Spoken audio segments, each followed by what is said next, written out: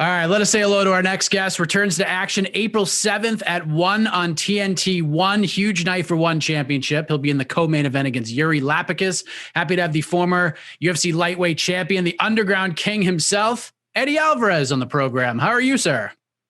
I'm excellent, brother. How about yourself? I'm doing great. It's great to have you here. A lot to discuss with you. First off, this new deal with TNT, April 7th, you're back in there. The event follows AEW wrestling, which is pretty cool. And it's a pretty big deal for one in the United States. What did you think of this move and your thoughts on being able to compete on the very first event of this nature?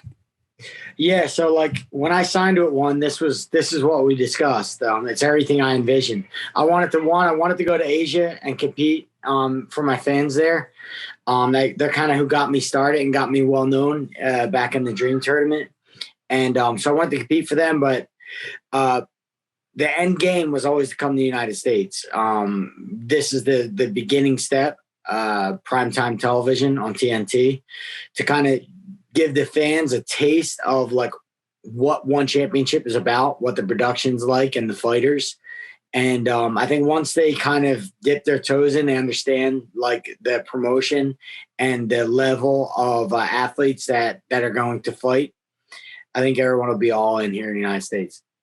Yeah. What do you think of it following the wrestling product? Because I was just talking with somebody in one before we hit record, and, you know, being able to see guys like Chris Jericho still wrestling these days and hearing like Jim Ross's voice on wrestling television, leading right into guys like yourself, guys like Demetrius Johnson coming in to fight, like the familiarity with not just with pro wrestling, but with MMA as well, could be a really good thing for you guys.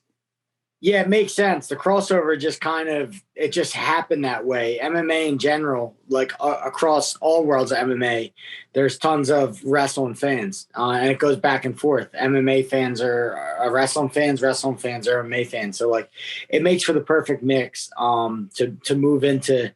We'll get them warmed up with something that's somewhat semi authentic, and then we'll move them into something that's 100% real. Who knows? Maybe there could be a little crossover relationship. Maybe we see Eddie Alvarez in an AEW ring someday. If we're fighting for real, I'll do it. Okay. I can't do choreographed stuff. It's not my nature. Fair enough. So this is going to be your first fight since August 2019, nearly 2 years. I believe this is the longest layoff of your career, Eddie. Obviously, the pandemic going on shut down a lot of 2020. Not much you can do about that, but from a competitive standpoint, has this been, would you say, like a welcome break from competition, or has this been kind of frustrating and kind of rough? Yeah, I mean, I want to be active. Don't get me wrong. You know what I mean? Just as an athlete, you get an itch. I'm on edge a little bit because I'm not used to having this much time off. But there's pros and cons, man. Like I've been fighting 20 years. I've had promoters breathing down my neck for a fight for 20 years. So it's not bad to have a year where someone isn't, hey, you're going to fight this guy, going to fight that guy. The relief of pressure is good. Kind of helps you miss it. And then just gives you a chance to like have gratitude toward it, like that you're lucky to get the fight. Sometimes you can grow bitter in this dangerous sport and, start to look at a lot of bad things because there's a lot of bad things involved. But, it makes you miss it. Makes you understand you're lucky to be able to compete at a high level. And the time off is always a blessing. Like it happened. This is the third time in my career where I had a stint over a year where I had to sit and sit at ease and be patient. And, I always come back rejuvenated, stronger, with a stronger mind and a better outlook on fighting. You mentioned kind of like the peaks and valleys of the sport. Like sometimes you're just all in, you love it, it's great, you're just feeling it all. And then, like you mentioned, like at certain points, gets a little rough, gets a little frustrating, the ins and outs of the sport. Do you remember like the last time you felt that way? Like where things were kind of, sort of on the downward spiral, you had to sort of rejuvenate yourself and maybe find that love for it again? Oh God. So the last 20 years have been a culmination of that. Like, I remember being undefeated 10-0, thinking that I don't want to fight anymore. The pressures of the sport, like, can get to someone, like it can get to anyone. It can get to the guy who's undefeated, smashing everyone. It can get to the guy who's on a 2-3 fight skid streak. So understanding that like it's kind of all mind made, and sometimes you need to step outside of yourself or just not compete for a little bit and rejuvenate. That's sort of the thing, just being aware of, why you're feeling what you're feeling, you know what I mean? But I used to think, oh, I'm feeling this way, it's not normal, I should want to fight, but it's completely normal. The sport's fucking dangerous, man. It's not to mess with. Like 3 years ago, I realized like I was at peace for a little bit. And then I realized I was scared for the past 13 years. So I don't, I didn't realize until I felt peace that I was actually scared for about 13 years. So it's super highly emotional, and it's normal to want to quit. It's normal, completely normal. I've wanted to step outside, and I'm like, what are you doing, man? This is part of who you are, So it's a normal feeling. It doesn't mean you have to follow through with it. How freeing is it to have that peace now? Because I mean, listen, you've always been a fun and entertaining guy in the cage. Speaking, you're always a pleasure to listen to. But now you're doing all these different things. You're diving into different things, giving people advice about investments and stocks and doing all this stuff. Like you just look freer and in a much better place. Is that accurate, or am I maybe reaching here? No, 100%. And I need it to be. I have four children. My wife forever. And I'm growing as a person, as well as a martial artist. But like some things that were always important to you, they lose their importance, and you gain new things that are important to you. So I don't know. I think over time you gain a better perspective of things. Sometimes you just have the wrong view or the wrong perspective, and it doesn't help you any. Don't help you any in competing. Doesn't help you any in living. So like for me, gaining a new perspective, sometimes stepping outside of fighting helps you gain a better perspective and helps you go about it in a better manner, like to where you can smile and not be unhappy with it. What have you made of this sort of the peak and all the different news we've seen in the investment world? Like this whole GameStop thing, like it just took the world by storm, man. I'm sure you were all over it and were paying attention to it. What did you think of that? And did you get to take advantage of that? Like, did you get in while the going was good, so to speak? No. So if anybody knows me, I don't get involved in that. So like the minute that began to happen, it became a casino, right? Like now you're playing with, that's the devil right there. Everything that I buy, I just try to accumulate good companies in bad times. Like people call me, they go, Ed, what do I do? I go, well, I have my core companies that I like to pick. And when they suffer bad times, I buy more of it. And I'm just accumulating it over time. I'm not in a rush to get rich. I don't look at the stock market as this get rich quick scheme. For me, it's about building that habit of grabbing as much of my money as possible that I earn and investing it and growing that habit. It's not about trying to make all tons of money overnight. So the GameStop thing was unique in that, normally these hedge funds, they short a company, and then they also pay for publicity to put bad things out on that company, and they manipulate the stock, and they always win.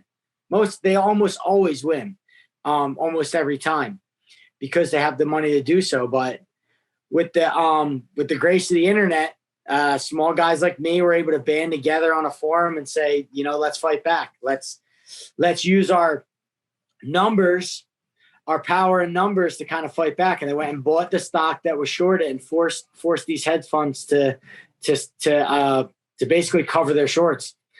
And it was a big short squeeze. It was beautiful. And the stock went up, it flew up.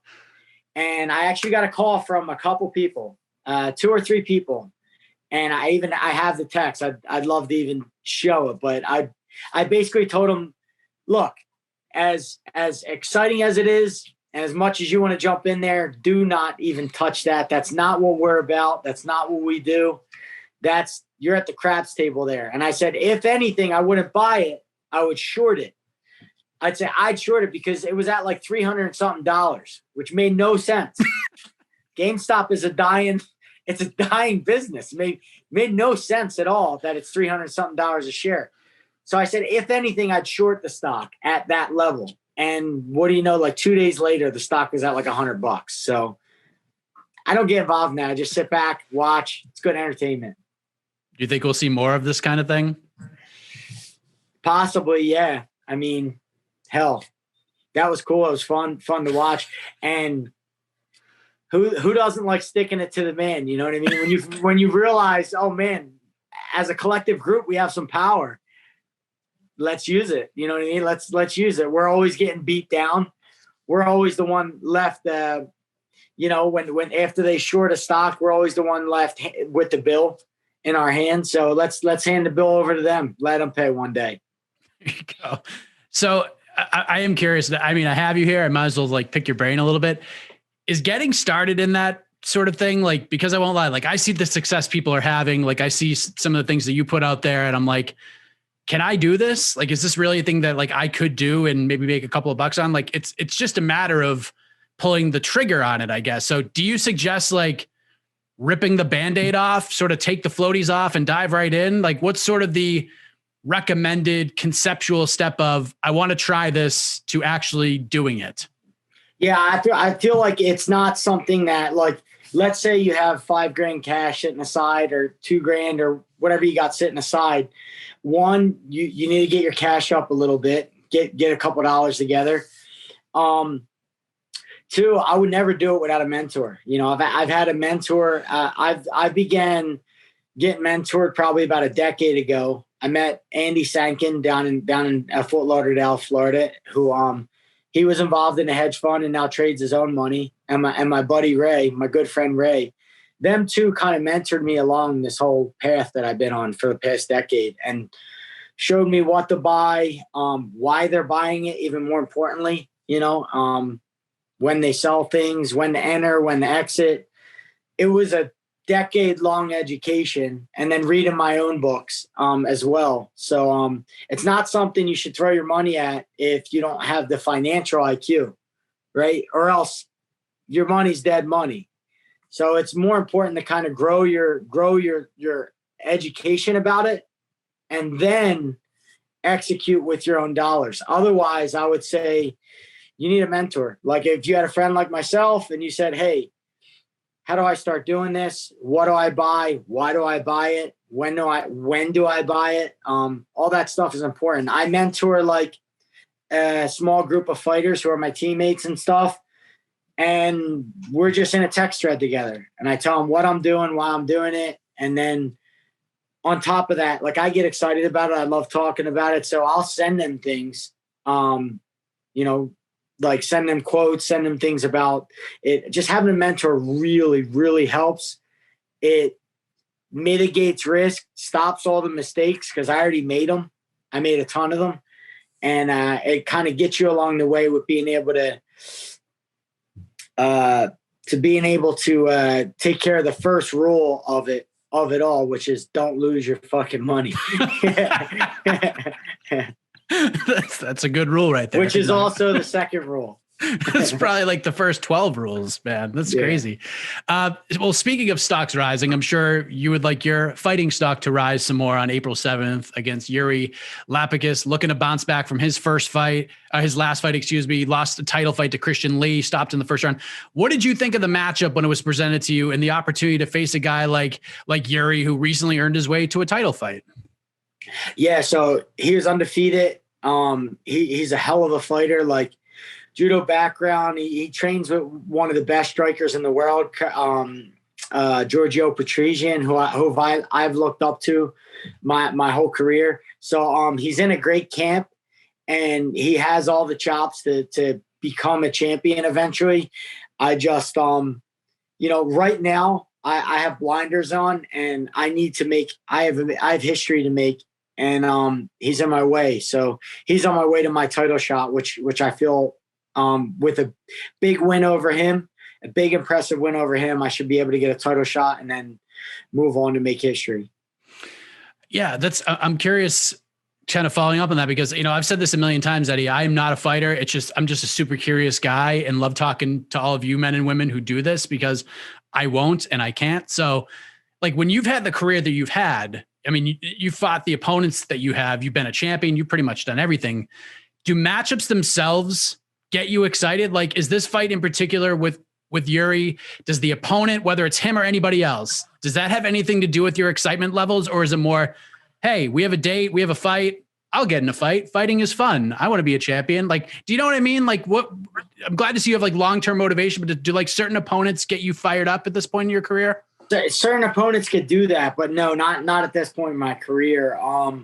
Like, I think the event itself, the stage that you're on, and the attention behind it, like how the event is kind of driven, is what kind of gets me up in this part of my career. Like primetime television, TNT here in America for the first time, won championship. Like title contentions. Like if I beat him impressive fashion, possibly this is a title contention where I can move on, fight for a title, and make history. So like for me, it's about kind of adding to my legacy, being in big events that have some meaning behind it, not just fighting the fight. I feel like this is a big, large event that has a lot of meaning behind it, and they're the things I want to be involved in. I've fought just the fight a large period of my career just because that's what I thought I was supposed to do. But having some sort of meaning behind it is more important to me right now. Well said. You mentioned his training situation. Yours is still top notch. You train with guys like Frankie Edgar, the Ricardo Almeidas, even getting in work with the Paul Felders of the world, even young, hungry whippersnappers like my man Sean Brady out there. So I even saw you got to work with Kamaru Usman a little bit. So, having to stay focused and sharp is clearly not going to be an issue training with guys like that, right? No. Super important to get in with the best competition you could possibly get in, especially like staying with these younger guys, because you kind of draw off their energy. I remember there was a time where I was as obsessive and crazy about this sport as that. And I love to kind of evoke that in me again. You know what I mean? Where, you wake up early, you go to bed late, and like guys like Sean Brady do, and just fucking completely obsessive about the sport, or go out, see Frankie do what he did over the long length of time he's done it, or go check out Kamaru Usman, who friggin' is fighting for a world title again in about 2 weeks. Just drawing inspiration and energy from them is just like, it's important. It's something I continually have to do, and it keeps me evolving. It keeps me kind of, it keeps me evolving, keeps me going, and keeps me inspired. How did you and Usman link up? I've trained with Usman for forever, since I moved to Florida for about 3 years back in 2014, and I met him there. We trained together in Florida there, and I'm so proud of him because I've seen him from the very beginning kind of work his way, with his just constantly workmanship, diligence. He's like the epitome of it all. Just hard work, diligence, discipline, and just kind of treating this sport as a professional, as it's supposed to be treated. And he's done that. And his victories have been a byproduct of all that. Like just him treating this like a professional and just being a hard worker. Yeah, that fight with Burns should be a lot of fun, because Burns is similar, right? Like he's a guy that was in no rush. He built his way to this point. I think that's a fascinating fight between those two guys. Gilbert's my friend as well. I trained with him a ton in Florida. We've all trained a bunch. I've trained with Usman, trained with Gilbert, and Gilbert's training with guys that we all know, that Usman knows, that we all know each other. So we're just honestly getting each other ready to be our best selves out there. And on the night of the fight, may the best man win. You know what I mean? So that fight's going down next weekend as we record this. You get back at it on April 7th, one on TNT 1 against a very tough guy. Did we lose? Oh, there he is. Sorry. No, it's all good, man. So April 7th, you're back in there. What can we expect from you, my friend? How does this all play out? It's always high pace. We keep it as violent as possible. People nobody on a Eddie Alvarez fight is going to go grab popcorn. So from minute one to the end of the bell, I'm out there to execute, to eliminate my opponent, and to move on to the next one. And it's no different, man. And I'm not the most violent man in the sport for no reason. There's a reason for it. So tune in. It's TNT, and it's April 7th, and we're going to make a splash here in America. A couple more things, if you don't mind, sir. First off, we saw the announcement, the worldwide launch of the Apprentice One Championship Edition is going down in June, and it is a star-studded cast. You are involved in this. This whole thing must have been right up your alley, was it not? No, I actually, I don't believe I didn't get on the show. Oh, really? Unless they're still doing filming, but I was a little sad about that, because I feel like I would have won this whole thing easily if they would have let me on the show. I'm not. I mean, if that's, I'm not being cocky. I'm being really honest. Like, this kind of thing, I was the same way I was bred for fighting. I mean, this show, I would have blew everyone out of the water. So, man, what a missed opportunity for them not to have me on there. You have to be on the next season. Like a lot of these fighters, like, they were brought in as like mentors and like judges and people who like helped with the competitions, but throwing you in the mix with some of these other corporate executives trying to land their place, to have you in there to go up against them. That's magic, man. Yeah. I don't know what the deal with that was. I was actually looking forward to that. I was seeing things about it, but no, I wasn't involved in the first show. Maybe the second, hopefully. Oh, all right. I know the initial press release. I'm pretty sure you were in it, but be that as it may, now we have something to look forward to for season 2. But I did want to bring up one thing, because one of the gentlemen that is on the show this season is Ben Askren, and he's fighting Jake Paul on April 17th in a boxing match. I thought, honestly, that this was like a brilliant troll job by both of these guys, because Ben, I mean, I talked to Ben not long after he filmed, when he was in Singapore. He just had this like massive hip surgery in September, amongst other things. So I'm like, there's no way this guy's boxing anybody. Turns out I was wrong, and here we are. Can I get your thoughts on this whole thing? Ben's a unique guy, man. There's no, you don't know what to expect with Ben Askren. And that goes for him just as a person. That's how he wrestled. You can't run from yourself. That's the type of person he is. And like, I just seen him today on Twitter. He said, in case you guys didn't notice, I don't give a shit what any of you guys think of me here. And I just like, that's the key to happipiness, right? Like, he's figured it out already. And I think everybody else needs to figure it out, but he's doing his own thing. He's Groovy Ben, you know what I mean? Like, as far as the fight with Jake Paul, I mean, it'll probably be the largest money fight of his career. So anybody like Ben who's spent their life in combat sports and given their life to like something really dangerous, I think they get a chance to reap the benefits of their name, of their brand, and everything afterwards by doing what they would see seemingly an easier competitive match than what the majority of their career was. And I think that's how Ben sees it, in actuality, do I feel like Jake's a better boxer? After seeing Jake over the past year or so, kind of how committed he is and what he's doing, yeah, I do feel like he's a better boxer than Ben. But there's some intangibles that you really can't measure that have nothing to do with boxing. That's like Ben Askren, like, he's just a winner in general. The guy's been winning longer and knows how to win more than Jake Paul does. So you can't disregard them kind of intangibles, Hodge Trophy winner. The list goes on, NCAA champion. Like, some of them things, them intangibles, you can't disregard them. So yes, do I feel like Jake's a better boxer? Yeah. Do I feel like Ben Askren's just a freaking winner altogether? Yeah. And I'm not going to disregard that. So I'm looking forward to the spectacle. I'll be tuning in. Do you feel like Ben has the weight of the sport on his shoulders? Like I don't know if you've seen this on Twitter, but everyone's like, I saw someone post this and I thought it was hilarious. They're like, "Dear Benjamin Askren, if you knock out Jake Paul, we will strike the Masvidal fight from your record. Like it never happened." Like something to that nature. I feel like that's how the MMA community is like viewing this fight. Like you're doing this for us. And if you win, great. It is, because they know the consequences of Ben getting beat. And it's going to be this guy, YouTuber, claiming that because he beat Ben Askren that he was right and he could beat any MMA guy.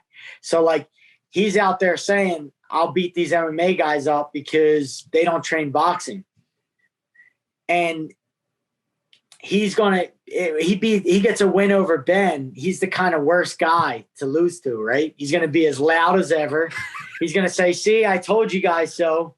And it's like, oh man, it's going to be a bitter pill to swallow for a lot of fighters in MMA and a lot of the fans in MMA if this guy figures out a way to win. So yeah, I get that, where you're going at with that. Well, listen, you'll be watching, but we'll be watching you April 7th, back in the action. Very excited for this. Hopefully we see another 2 or 3 fights this year for you. I know you want to stay active, but I think we're all excited for this, Eddie. Thank you for the time. I have a million more questions I could ask you, but we'll have to save for another time. I've learned a ton in this conversation, especially in the stock world. I appreciate that. All the best to you for the rest of training camp and in the fight itself on TNT, man. Yeah, you got my number. If you want me to run you through that stuff, just you hit me up and we'll get on a FaceTime together. I'll give you a 101 or some fundamentals on it. But it was nice talking to you, Mike, and we'll chat again, brother. Yeah, it would be an honor, sir. Thank you.